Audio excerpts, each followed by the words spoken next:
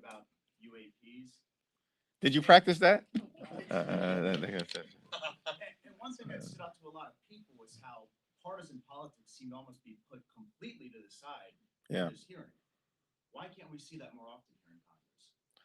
Well, I do think that one of the unspoken stories of President Biden's successful leadership has been that many of the legislative items that have been so important to improving the health and the safety, the economic well-being of the American people, creating a healthy economy, were done in a bipartisan way. That's not often broadcast with the volume that other more confrontational aspects of what we do here in Congress are broadcast.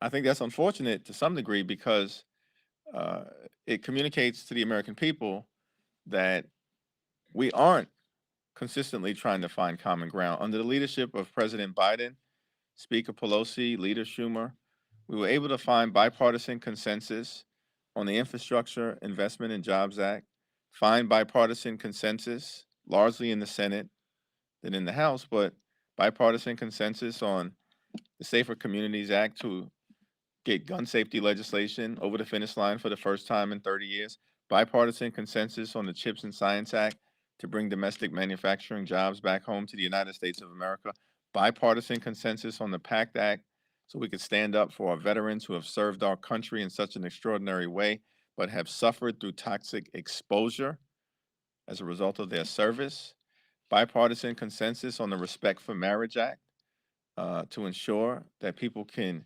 marry who they want, when they want, where they want in the United States of America.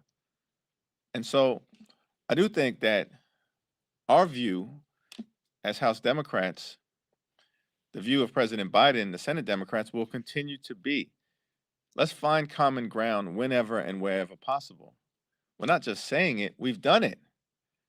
And we want to continue to do it. However, as I've also made clear, we are going to confront extremism whenever necessary.